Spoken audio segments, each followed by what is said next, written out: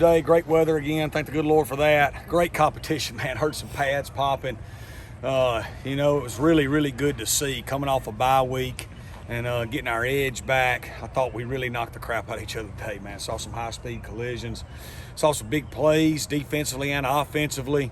And, man, that was a full-fledged get after it day. I think our kids have really embraced our culture and the physicality of it and how we do things, and that's good to see, too. We continue to add depth. You can see some young guys.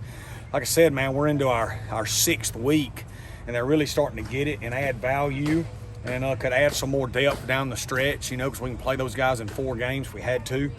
If we get banged up a little bit more and still save a year, and if we got to play them more than that, we got to. But excited about where we're headed. Unbelievable opportunity this week, playing an opponent, that's been picked to win the West or finish second in the West by everybody. Big underdogs again. We're on the road. So tremendous challenge, and looking forward to that challenge and going over there and trying to continue to build this program. So I'll open it up. You guys played a great defense, obviously, in Tulane 2 weeks ago. Task gets no easier this week. Great front 7, front 6 from what I can see. Yeah. Can you talk a little bit about their defense and maybe has Coach Wood changed it up much, what they're doing? Yeah, so, you can tell it's a combination of Coach Wood and Coach Summerall. Coach Summerall was with Mike McIntyre for a long time and, with Coach Stoops at Kentucky. And they're a 3-down team that does some different things. And then Coach Wood was with Nate Woody. And so you can see some Nate Woody, and you can see some Stoops. You can see some McIntyre in it. We've coached against all those guys in the past, and you can see how they've done a great job blending that together. They play extremely hard and physical. They've got some really older guys that have played a lot of football. Marshall's a great player. I actually recruited his brother out of high school. He was a great corner at North Alabama, man. I didn't get him, but boy, he terrorized me for years. He was an unbelievable player, an undersized DB that played, and he plays the same way. So you can tell it's in their family genes. Number 5 in the trenches really wreaked havoc on us last year, and they got more players than that. They play really hard and physical out of their 3-down front and really get after you. It's just been a gauntlet for us because we've played Liberty, who's awesome on D. We've played Miami, who's been really good on D, got great players. Tulane's phenomenal on D, and now Troy, is really good on D. So it's kind of more of the same for us, but we got great respect for them and what they do. How do you prepare for the uncertainty that they have at quarterback this upcoming week? I don't think it changes. You know what I mean? I think both kids are similar, in styles. I don't think their offense changed much last week when Daggy came in. We got great respect for both kids. Both kids have played a lot of football, so they're experienced, and I don't think you'll see their offense change much regardless. Coach, you're coming off of that win at Tulane, you can probably say that Tulane and Troy are practically the same opponent. Good on defense, good offenses. Mm-hmm. How important is it for the team just to be able to go on the road and beat Tulane, just coming into this game, practically playing the same opponent? Does it give you an extra bit of confidence?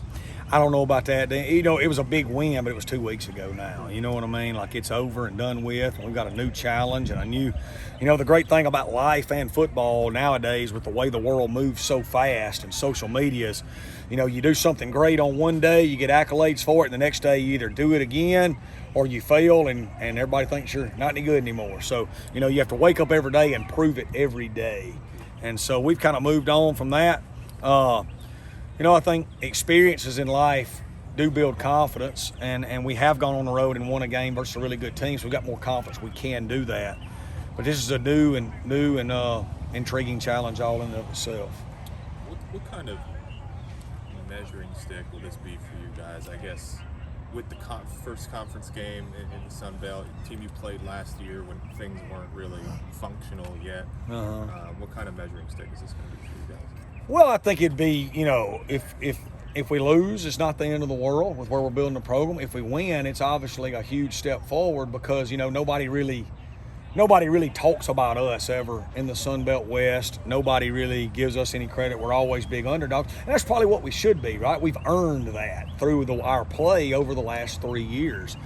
To be thought of differently, we have to, our reputation and our actions have to do different things. So to go over there and play well in that environment and possibly get a win would obviously change a lot of people's opinions of us. We're not going to be a finished product either way. We got to keep working. It's early in the season, our first conference game.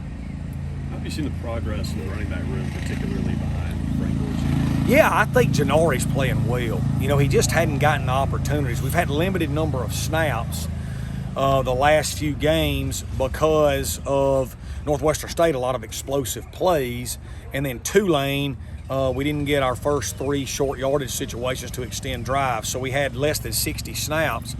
So Janari hasn't really gotten in a groove, but I feel like Janari's practicing really well. He had a good day today. Frank's playing really well, and Chandler Pittman's coming on. You know, and I think we're in a good situation right there. Kenyon Clay's an unbelievably talented young man that's got 3 games left and still can redshirt. You know, if we stay healthy, that's probably what we're going to do with him, even though he is as talented as anybody. I just don't believe in burning a kid's year on a few snaps. But if something happened to change it, that could certainly change. Well, y'all got a lot of production during camp at the field wide receiver position. Can you talk about where y'all are at that position right now? Yeah, you know, Frog's playing well. He got his first catch the other night. Nobody's gotten as many catches as we would like through our quarterback change and transition. Again, we've gotten a limited number of snaps. We had a bunch of guys catch balls versus Northwestern State, but we rotated a lot of them, so nobody had big stats. Brownlee and Caston had good games versus Tulane, and Frog got his first catch. I think you'll see him continue to catch more balls as the year goes on, but he's playing well. Will, in your view, I guess what are the cultural ingredients to a team that plays well on special teams? Well, I think number one, it's got to start at the top with the head coach, and it does from the moment we got here. We talked about if you're going to start on O&D, you have to be heavily involved in at least 2 special teams units. So that was the standard that was set from the opening team meeting, and then you can't lie. You have to stick to that. And outside of unbelievable circumstances, we pretty much do stick to it. You know, like right now at inside linebacker, we're kind of divvying from it, but our kids understand we've been up front with that because we're thin at that position.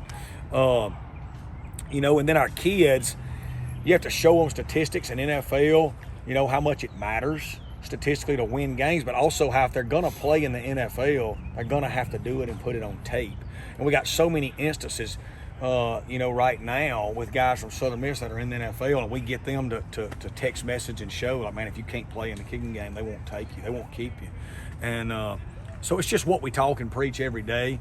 And I'm heavily involved, you know, in punt and kickoff return, so they see me in there too. They know it matters to me, and I just think it's just part of got to be what you do.